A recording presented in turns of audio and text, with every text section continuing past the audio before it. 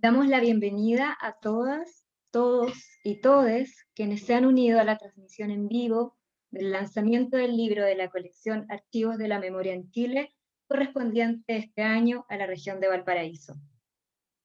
En esta ocasión, nos ha tocado presentar esta publicación en forma virtual. Este año 2020 nos ha enseñado nuevas formas de relacionarnos y nos ha desafiado a llevar adelante nuestros proyectos de formas que no imaginábamos que podríamos hacer. Y si bien no ha sido un año fácil para nadie, celebramos hoy tener en nuestras manos un nuevo libro de la colección, Archivos de la Memoria en Chile, que se acerca rápidamente a terminar de publicar los resultados de la investigación realizada en todas las regiones del país. Este ejemplar viene a ser el número 9 de toda la colección, y el próximo año estaremos terminando de publicar los resultados de toda la investigación hecha en todas las regiones del país.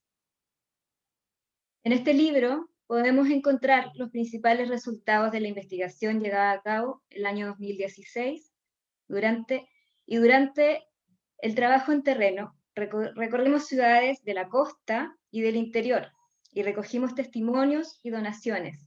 Más de 100 personas fueron contactadas por esta investigación y aportaron de una u otra manera, de forma invaluable, al rescate del patrimonio material e inmaterial relacionado a nuestra historia reciente. La amplia región de Valparaíso nos dejó en claro que el trabajo de recuperación de memoria es algo que debe asumirse como permanente. Por este motivo, esperamos que este libro, al igual que las reflexiones que hoy día compartiremos en el lanzamiento, sean el punto de partida de futuras iniciativas relacionadas con estas temáticas. Escucharemos a continuación las palabras del director ejecutivo del Museo de la Memoria, Francisco Esteves, que se encuentra aquí con nosotros.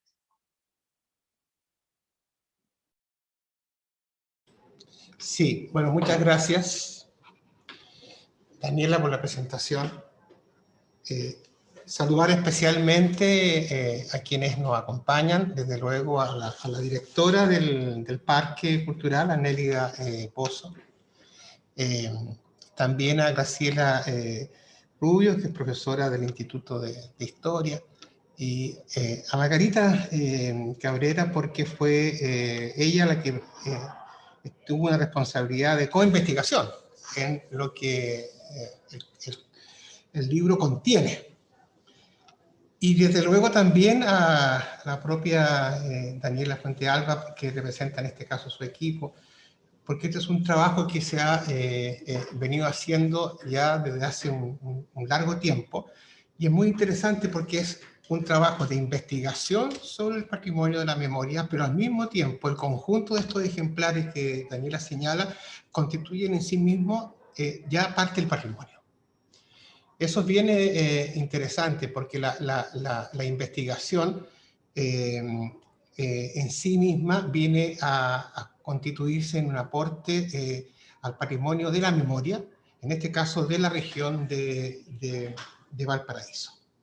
Una región que es tan especial, es una región que tiene ruralidad, que tiene mar, una región que tiene cordillera de la costa, una región que es tan diversa, y además una región que históricamente ha sido tremendamente significativa para el país y para el movimiento de los derechos humanos. Una buena parte de las causas de derechos humanos han tenido su origen, y hablo desde antes ya, en Valparaíso, y en todo lo que significa esa amplia región.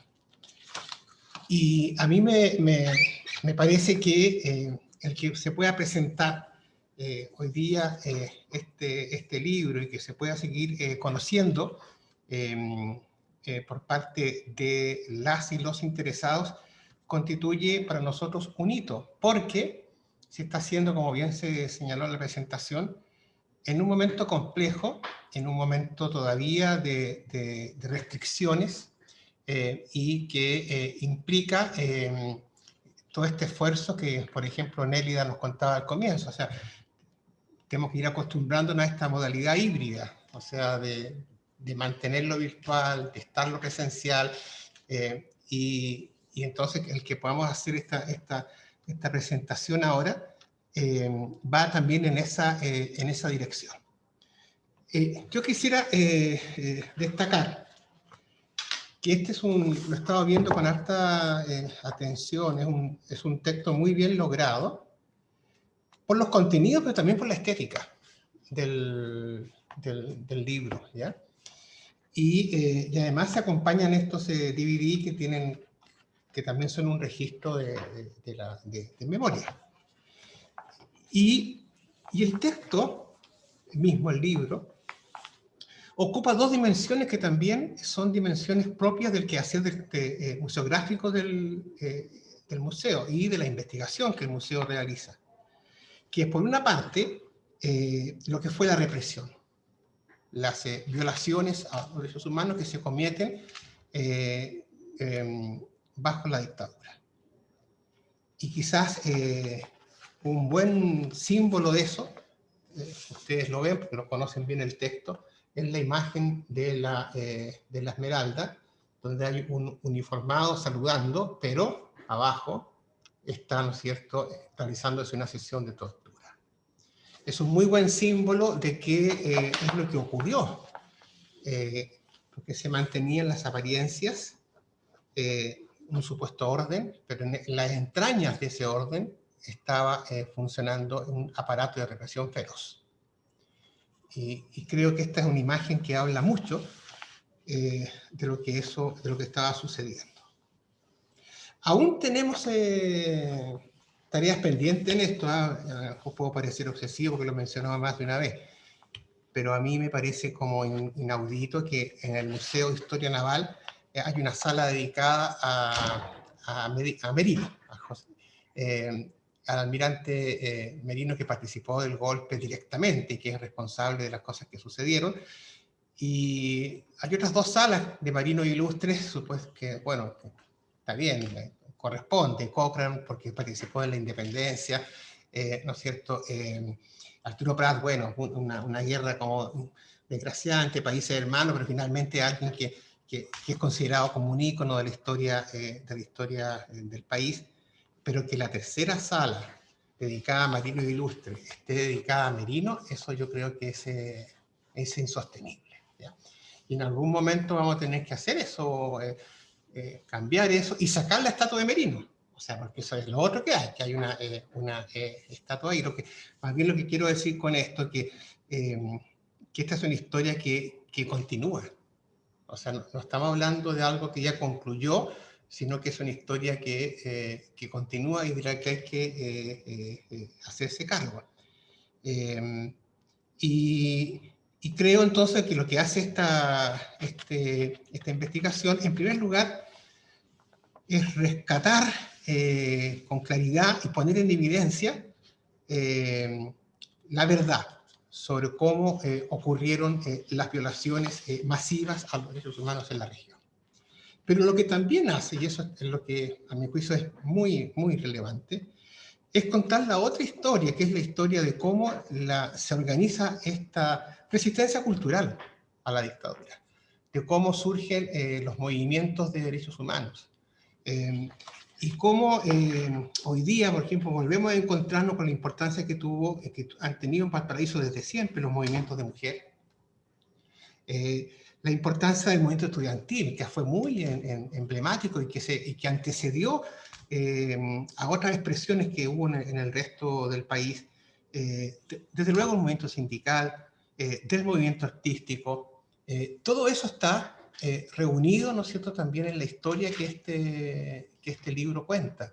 Entonces, no es solo contar lo que fue, relatar lo que fue la violación de los derechos humanos, es también lo que se hizo para la defensa de esos derechos humanos que estaban siendo violentados.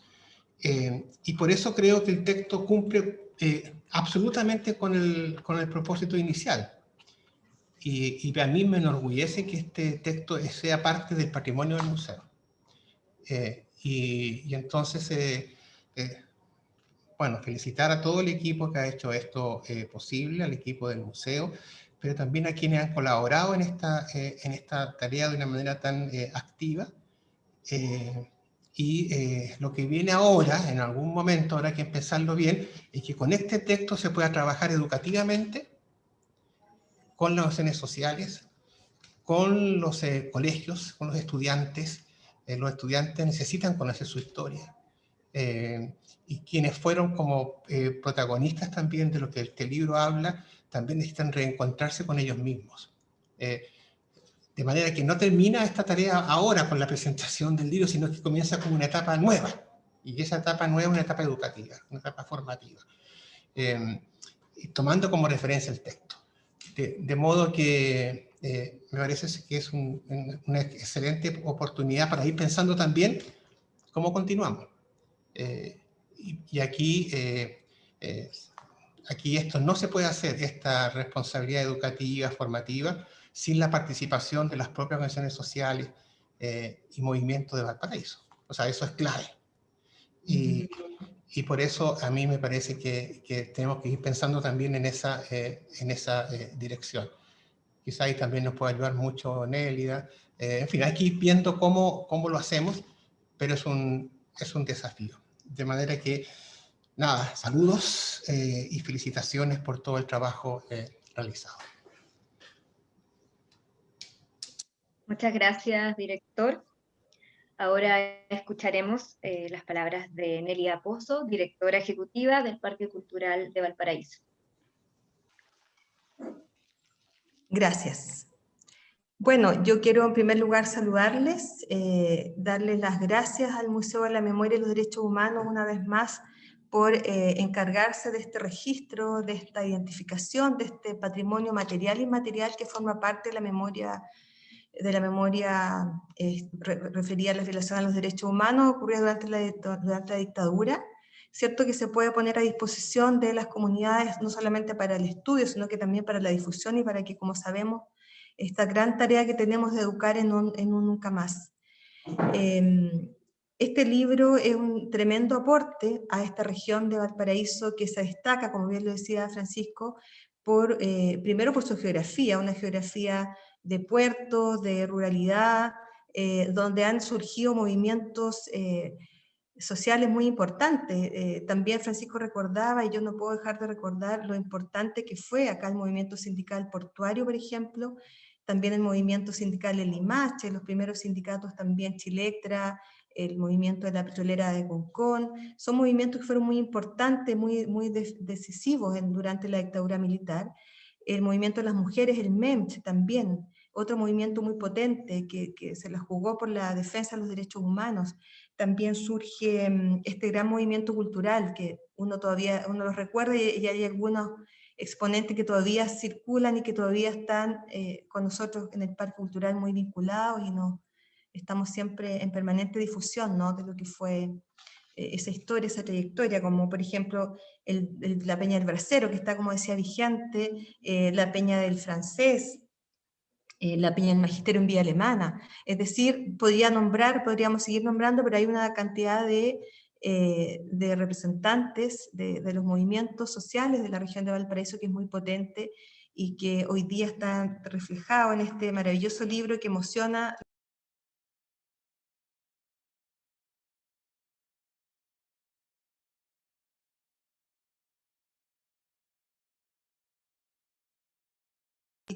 Está también CERPAG para jóvenes, se preocupa especialmente de los jóvenes. Bueno, y podríamos seguir también enumerando estos movimientos que hoy día están más vigentes que nunca y tenemos que estar muy atentos y trabajar muy unidos, como decía Francisco, y yo acepto esa invitación porque hoy día en nuestro país se siguen violando los derechos humanos.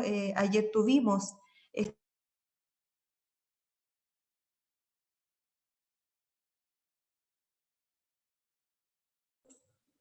me había silenciado.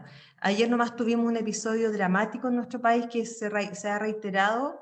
En la temática de los derechos humanos está más vigente que nunca, la presencia de estas organizaciones está más vigentes que nunca, por lo tanto nuestro compromiso como Parque Cultural de Valparaíso, ¿no?, es seguir trabajando en conjunto por esta defensa férrea de los derechos de las personas Y en eso me sumo, como decía, a esta invitación que nos hace Francisco. Quiero reiterar el agradecimiento, la felicitación por este trabajo de investigación que era una deuda que había con esta región de Valparaíso y que hoy día tenemos y contamos con este libro para seguir trabajando para una cultura de paz, una cultura de promoción de los derechos humanos para que nunca más en nuestra región, ni en Chile, ni en el mundo se sigan violando estos derechos humanos. Muchas gracias. Gracias, Nélida.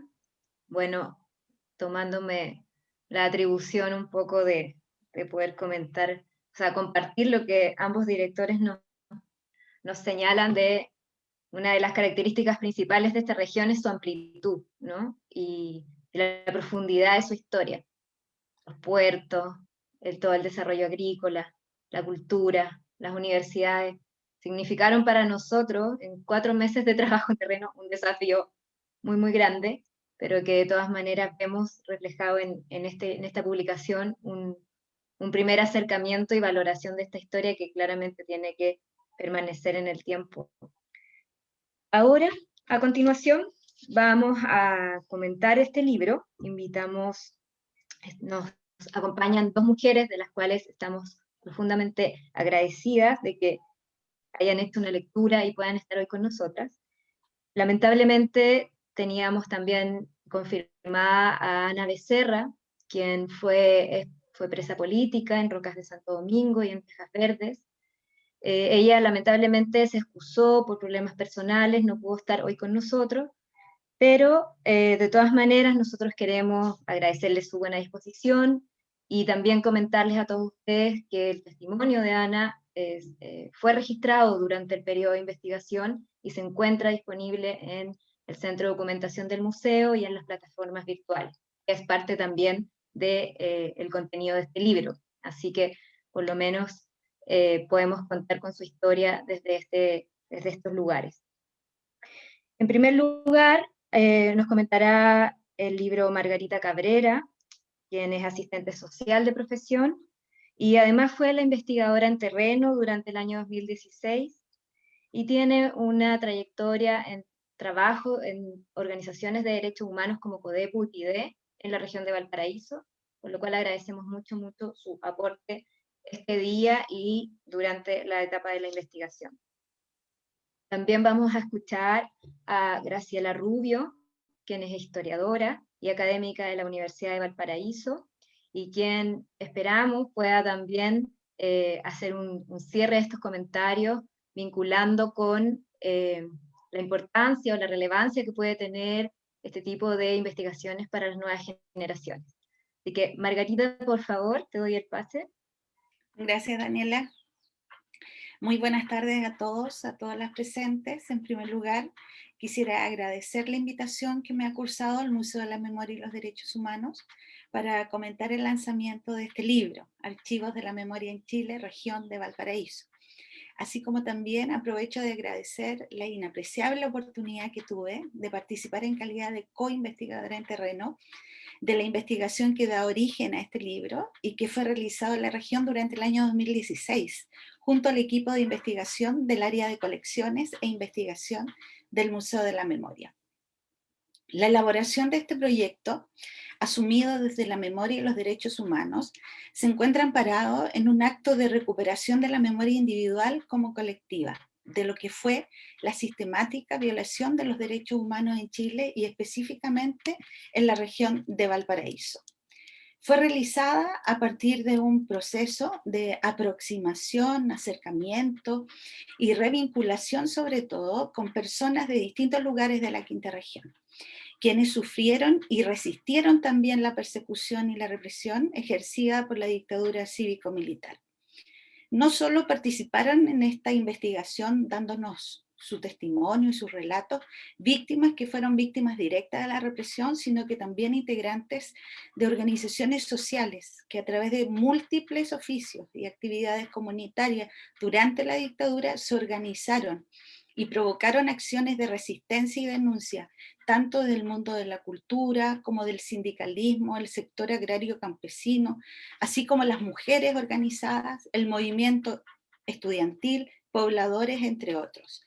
Esta investigación realizó una metodología de recuperación y preservación de sus relatos, que dieron cuenta de la elaboración de sus recuerdos y vivencias individuales, pero también colectivas, también de grupo, constituyéndose en el eje determinante, creo yo, de este proceso investigativo, en materia de lo que puede ser una práctica de preservación de la memoria de acontecimientos que son transmitidos directamente y que generan con ello un registro de memoria viva. Fueron muy valiosos los aportes de las agrupaciones de familiares, de detenidos desaparecidos, de ejecutados y presos políticos, así como también las emergentes organizaciones postdictadura de expresos y presas políticas, tanto de las comunas de Valparaíso como San Antonio, Tejas Verdes, Santo Domingo, quienes en la quinta región en la actualidad mantienen un activismo social que está orientado principalmente a restituir el valor que tiene la memoria desde lo cultural y lo político, justamente en procesos reconstructivos de memoria, especialmente cuando estos van de la mano de demandas sociales de la población y en particular de sus organizaciones de derechos humanos. Complementariamente al trabajo, contribuyeron con su testimonio a la investigación colaboradores de organismos de derechos humanos conformados durante la dictadura, y que sin contar con experiencia previa,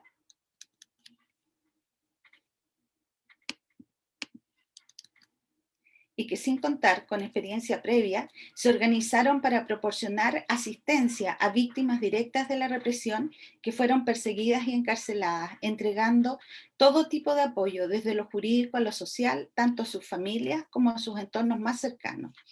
Y es justamente en este contexto, recogiendo la experiencia personal de haber trabajado en 2 organismos de derechos humanos en la quinta región, como fue CODEPU regional y la Fundación PIDE, durante los últimos años de dictadura, al iniciar mi trayectoria laboral como asistente social, es que este trabajo y esta experiencia me permitió reconectarme con una etapa que fue esencial de mi vida profesional, porque resignificó para mí el trabajo social, ejercido en un contexto de derechos humanos y un contexto de dictadura, se transformó para mí en una especie de segunda formación, casi suplementaria o adicional a la que recibí en el pregrado, que fue dictatorial y estructurado dentro de la recién fundada Universidad de Valparaíso, ex sede de la Universidad de Chile. En esta experiencia de trabajo, conjuntamente con otros 2 profesionales del área de la salud, un médico y una psicóloga, además del aporte de un preso político, nos correspondió coordinar un equipo de salud mental para víctimas directas de la represión y sus familias, lo que incluyó además visitas permanentes a la cárcel de Valparaíso y de Quillota, donde se encontraban recluidas las mujeres presas políticas de la quinta región. Complementariamente, apoyamos la gestión de las agrupaciones de familiares y realizamos actividades de difusión y denuncia de violaciones a los derechos humanos en la región. Lo anterior con el apoyo permanente y la supervisión directa del equipo de salud mental de CODEPU Santiago, liderado por la doctora Paz Rojas Baeza, una notable defensora y trabajadora por los derechos humanos en nuestro país. Sin duda alguna, estas experiencias previas se constituyeron en un elemento facilitador en el proceso de acercamiento y revinculación de personas que fueron entrevistadas durante la ejecución de la investigación en terreno, pues significó restablecer lazos de confianza, tanto con víctimas directas como con sus familias, con integrantes de agrupaciones, con trabajadores de organismos de derechos humanos, como con organizaciones que actualmente siguen trabajando por la reconstrucción de la memoria de nuestro pasado reciente, como lo es el Parque Cultural de Valparaíso, que hoy, como un espacio público abierto a la comunidad, dedicado a promover la cultura y que conocí como la Gran Cárcel de Valparaíso en los años 80, visitando primero a compañeros de universidad que se encontraban como presos políticos, y unos años más tarde como asistente social del CODEPU y la Fundación PIDE, organizando visitas especiales de los hijos e hijas de presos políticos en horarios diferenciados de las visitas semanales, ya que este recinto se constituyó en el principal centro de detención política de la quinta región durante la dictadura y que actualmente ha sido declarado sitio de memoria. Finalmente, quisiera reflexionar acerca de la importancia de continuar desarrollando procesos de indagación y exploración en materia de memoria y derechos humanos, desarrollando un esfuerzo que sea consciente por visibilizar el pasado, no solo por la investigación en sí, sino que para valorarlo y tratarlo con especial respeto y reconocimiento, no solo desde la investigación, sino que también desde lo político y lo social. Especialmente lo anterior, cuando nos enfrentamos en las iniciativas de negacionismo del pasado reciente. Investigaciones como las realizadas prueban con evidencias, otorgadas por las voces de sus propios protagonistas, la imposibilidad de dicha negación, ocultamiento e incluso la invisibilización que interesadamente algunos sectores pretenden imponer a la memoria colectiva de nuestro país, siendo imprescindible incluso resguardar la memoria como un instrumento de características singulares que requiere incluso de la protección cultural y jurídica de los derechos humanos, como lo planteado en el preámbulo de la Declaración Universal de los Derechos del Hombre, comillas. La indiferencia y el desprecio por los derechos humanos han dado lugar a actos de barbarie que han ultrajado la conciencia de la humanidad. Muchas gracias. Muchas gracias, Margarita. Graciela, por favor. Bien. Agradezco también, como los presentes aquí, la posibilidad de compartir con ustedes a todo el equipo organizador, la posibilidad de presentar esta investigación que considero sumamente relevante. Antes de poder de iniciar esta reflexión, quiero darme un minuto para hacer una decisión, pero creo necesaria. Entonces, antes de iniciar esta reflexión, quiero señalar que la universidad en la que trabajo, la Universidad de Valparaíso, hoy también se ve interpelada por la emergencia de las memorias de la dictadura y los efectos de las políticas de desmovilización y exterminio aplicadas en la Universidad de Chile Regional, en este caso en la región de Valparaíso, que estaba integrada por la Universidad de Playa Ancha y la universidad en la que participo. Más de 300 funcionarios y profesores fueron expulsados de sus lugares de trabajo, destituidos de sus trayectorias y muchos de ellos transitaron por la prisión ilegítima y el exterminio derivada del terrorismo de Estado. La emergencia de esta memoria interpela a nuestras universidades estatales, regionales, a integrar los episodios de su propia historia para reparar el daño y proyectar futuro con consistencia en los contextos de crisis y de cambio en que vivimos. Dicho eso, paso ahora a presentar el trabajo.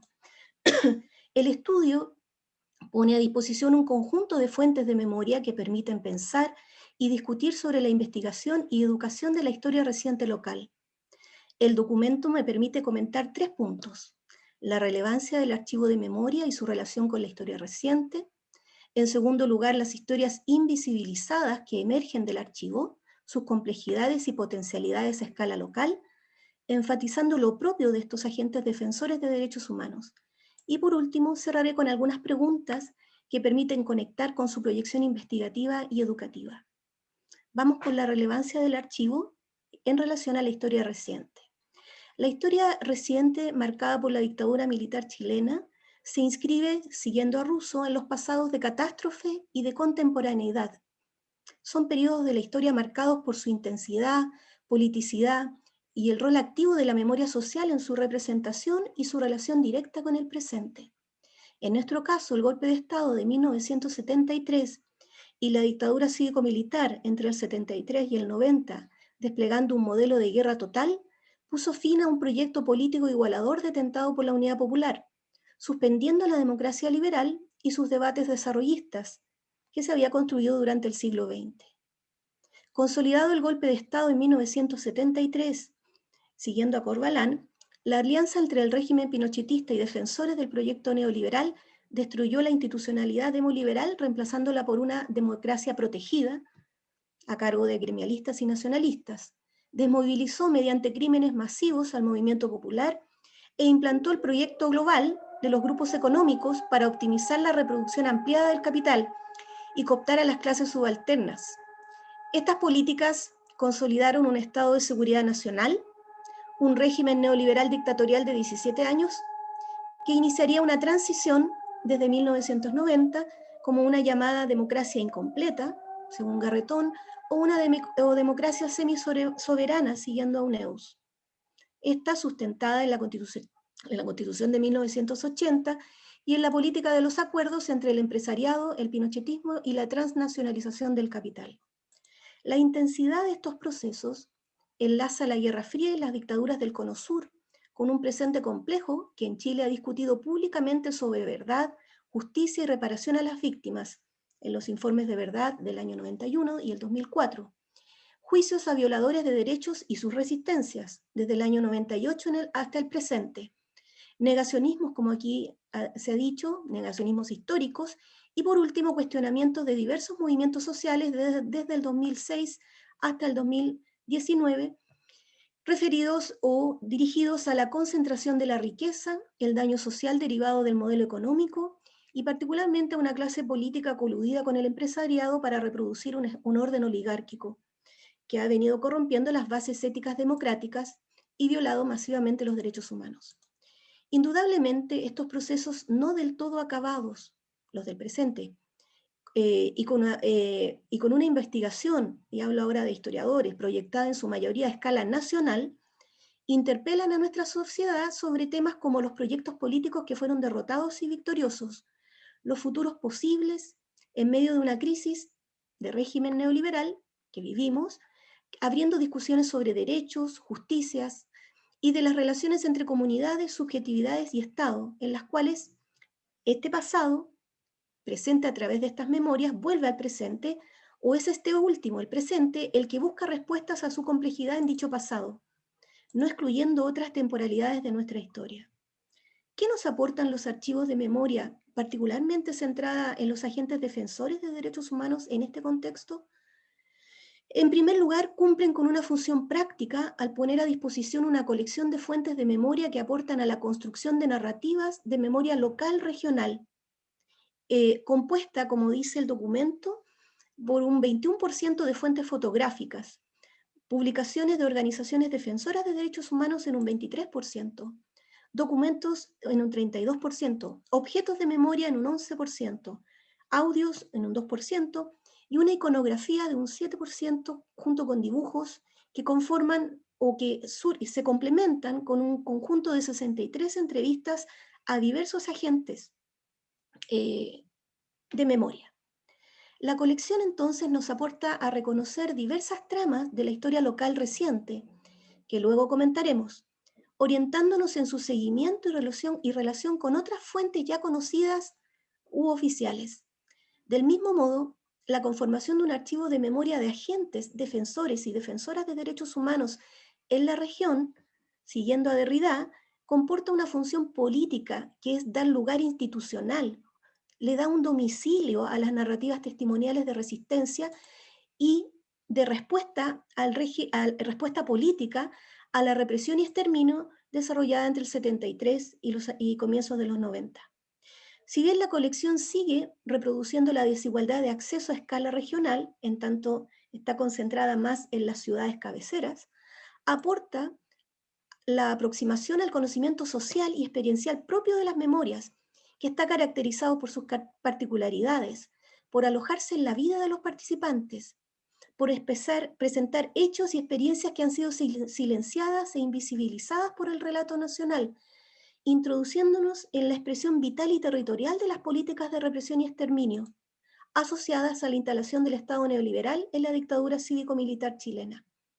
Se vinculan además directamente la política y lo político en las acciones de estas defensoras y defensores de los derechos que fueron violados. Vamos entonces con ¿qué aporta? Primero, las historias invisibilizadas de estos agentes defensores en la región. Ya han sido mencionados acá, pero creo que es necesario volver a mencionar a quiénes nos referimos. Estas colecciones de fuentes de memoria de los agentes pueden considerarse, primero, como recursos para elaborar una historia de las memorias de la defensa de los derechos humanos, con lo cual nos centraríamos en los significados asociados a estas experiencias inscritas en las políticas dictatoriales en la región. Pero también podrían considerarse como una fuente primaria para caracterizar y complementar la investigación de la historia reciente en la región. Ante ambas opciones investigativas emergen trazas históricas diversas y particulares que abren el discurso oficial. Historiográficamente no tenemos una explicación única de dicho periodo, sin embargo sí tenemos una memoria hegemónica resultante de acuerdos políticos transicionales y posttransicionales elaborada desde el año 2003, que divulga una narrativa que explica solo la crisis de la Unidad Popular y el golpe de Estado como resultado de la Guerra Fría. Narrativa cuestionada por algunos historiadores que proyectan los hechos ocurridos en el marco del proyecto nacional conservador ya preexistente en la década del 50 durante el siglo XX. En una dictadura sin explicación histórica, consolidada, con narrativas conservadoras que responsabilizan al proyecto de izquierda de la crisis y se acoplan con discursos neoliberales pinochetistas para realzar el éxito económico y el supuesto desarrollo hoy en crisis de la dictadura y el necesario combate al terrorismo derivado de la Guerra Fría, estas memorias nos aportan o nos abren a abrir una discusión y a aproximarnos a nuevos relatos. En este contexto, entonces, de representación de dicho pasado, el archivo de memorias revela elementos históricos locales de la dictadura y paso a mencionar algunos de ellos. Como ya se ha mencionado acá, menciono primero el rol y las estrategias políticas de los agentes defensores de derechos humanos. Insisto, creo que hay que volver a nombrarlos.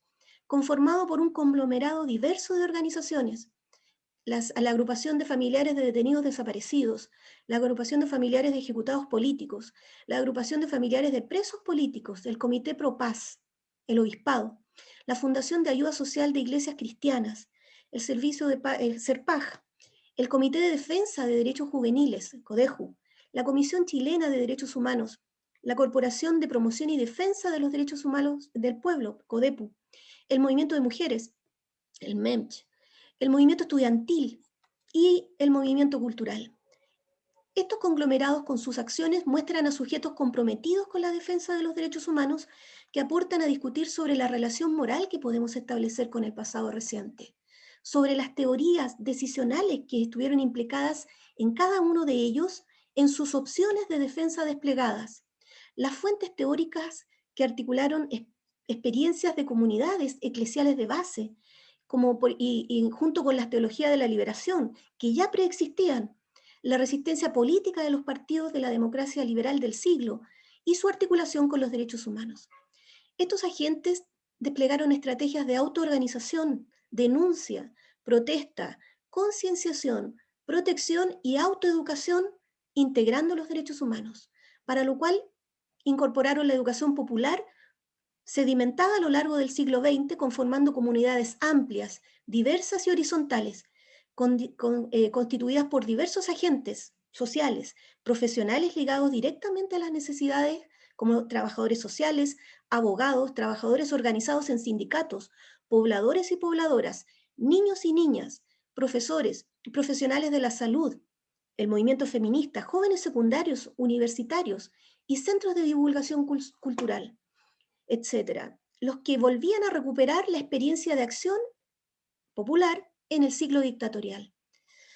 Este conglomerado, con una cultura política de autoorganización, autoeducación y de resistencia, que, insisto, integraba ahora los derechos humanos como un referente político, enfrentó la dictadura cívico-militar. Podemos evidenciar en este conglomerado dos ciclos.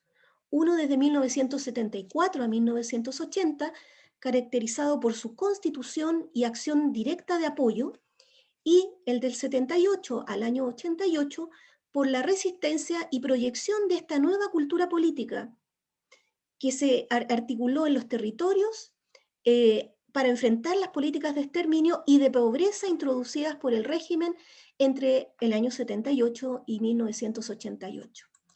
En segundo lugar, en los archivos de memoria muestran las racionalidades locales en dictadura. Las fuentes muestran la reproducción de las desigualdades de expresión del recuerdo a escala local. Ya dijimos, hay más registros de Valparaíso que en otras localidades, como una continuidad de la historia nacional republicana. Pero también nos muestran racionalidades propias de la región y de la ciudad, centro que nos permiten reflexionar o hacer indagaciones. Por ejemplo, el poder local concentrado en la Armada de Chile, para operar las políticas represoras y consolidarse en la estructura administrativa y política del régimen local por sobre el resto de la sociedad. El rol del obispado conservador entre el año 73 y 83 para bloquear la conformación de organizaciones defensoras de derechos en la región. Y la alianza conservadora neoliberal en la que estos participaron hegemonizando medios de comunicación y educación local para sustentar privilegios, algunos de los cuales aún perduran. En tercer lugar, los archivos nos muestran los espacios para la memoria.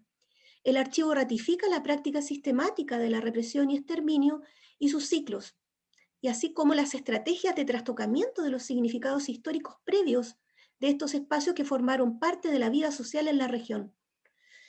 Entre ellos podemos mencionar las universidades, cárceles con presos políticos tratados como terroristas, delincuentes, estaciones de trenes, escuelas, canchas deportivas, industrias, espacios de la institucionalidad pública asociada a Fuerzas Armadas y policiales. Estos espacios fueron redefinidos para encarcelar y exterminar y consolidar el régimen y el poder del nuevo sector empresarial. Dichos espacios en los últimos años han sido reconocidos y algunos recuperados por comunidades locales de memoria que, resistiendo el olvido político y a las políticas inmobiliarias neoliberales, como es el caso del cuartel Silva Palma en la ciudad, han marcado los hitos y señas de la violencia política y proyectados como sitios para la memoria mediante rutas. Ver el proyecto de la Enredadera, desarrollado entre el 2019 y aún en curso y hasta el 2020, los cuales desde el 2017 enfrentan nuevas disputas narrativas por dicho pasado basadas en negacionismos y deslegitimaciones de los sujetos políticos implicados en su defensa. Pero avancemos, ¿qué es lo propio de los procesos históricos que muestran estas fuentes? En los agentes de los defensores, la descripción de las fuentes en el periodo 73-90, como hemos dicho y quiero enfatizar, muestra un conglomerado amplio y diverso, con capacidad de articulación de diversas fuentes de conocimiento, teológica, científica, ciencias sociales, ecología, salud, conocimiento político, educativo popular y experiencial organizacional, que integró como referente común de la acción la identidad en torno a la defensa, promoción y en algunos casos educación en derechos humanos, que como hemos señalado, proyectó su acción en torno a una idea de comunidad en los territorios para enfrentar la dictadura. Este ciclo, tal como se muestra, no se ha observado en otros periodos de la historia del siglo XX. Me refiero a la integración de estos referentes, tanto científico, teológico, territorial, y los derechos humanos. En segundo lugar, nos muestra el rol activo de las mujeres y los jóvenes, que conformaron multiplicidades de organizaciones transgeneracionales, caracterizadas por su horizontalidad, una capacidad de observar de modo articulado instancias de acción política que permitieran incluir a los diversos agentes sociales y políticos. Habrían evidenciado una visión articulada entre la política y lo político. En el caso de los jóvenes que lideraron los movimientos universitarios conformados por generaciones que habían experimentado organizaciones comunitarias previas y las surgidas en la dictadura, en 1983 consolidaron un hito en la historia de los movimientos universitarios al generar la primera federación de estudiantes elegida democráticamente en la Universidad Católica de Valparaíso, que dio paso al fortalecimiento de estos movimientos que buscaban directamente el fin de la dictadura entre 1984 y 1988. En el caso del movimiento feminista, integró nuevas referencias para sus procesos de consolidación de identidad y de lucha política en diversas escalas, en la vida privada, en la denuncia de la violación de derechos, en la protesta, en espacios propios de autoconocimiento, redes de apoyo a pobladores y pobladoras, y con los integrantes del movimiento de resistencia a la dictadura. En tercer lugar, el desarrollo de los procesos de autoeducación como práctica política. La acción de resistencia implicó un proceso de sensibilización y de autoeducación en los que participaron diversos agentes que integraron civismo, conciencia de derechos y utopía. En cuarto lugar, las memorias de los defensores a escala local aportan a construir una historia que vincula más directamente las políticas de exterminio y las de acumulación neoliberal. es visible en la ciudad de Valparaíso la coexistencia de ambas políticas entre 1980 y 1990, lo que desmonta los discursos economicistas exitistas y que, además la llamada defensa del terrorismo. Por último, algunas preguntas emergentes para reflexionar e investigar. ¿Qué sucedió en la transición con esta articulación entre conocimiento, política, organización social y acción? ¿Hubo políticas destinadas a su desarticulación? ¿Cómo se expresaron en los espacios locales? Segundo, sobre los derechos humanos y relacionando el pasado reciente dictatorial, ¿se consolidaron estos como forma de cultura política entre 1990 y el 2019? ¿Qué tradiciones de la cultura política sobre los derechos humanos han sido hegemónicas en este periodo? ¿Y cuáles fueron desarticuladas? Tercero, ¿qué sucedió con los jóvenes del movimiento estudiantil de los 80? ¿Fueron reconocidos por las cúpulas de los partidos políticos desde 1990 en adelante?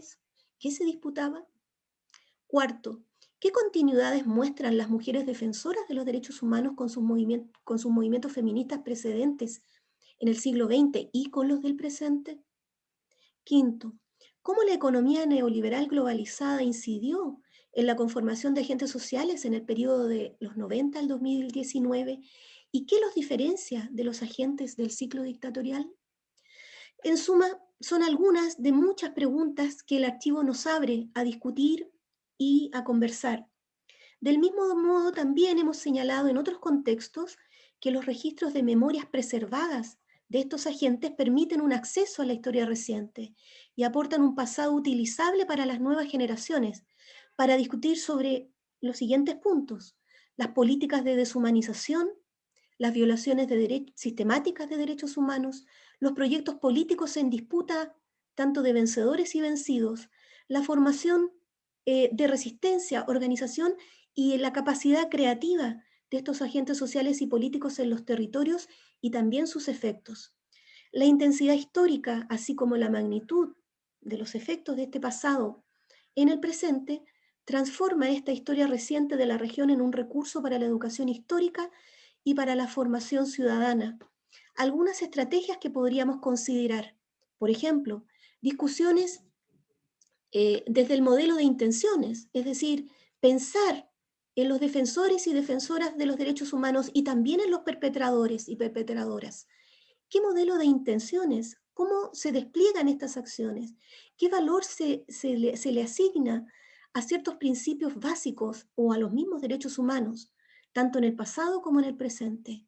Nos permite reflexionar sobre la condición humana y los escenarios históricos en los que se despliega, así como sus vulnerabilidades y sus potencialidades.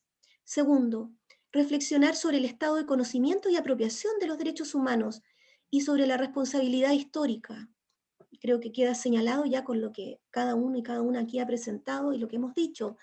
Esta apropiación y de alguna manera su inserción en la cultura política considero que es un tema aún pendiente.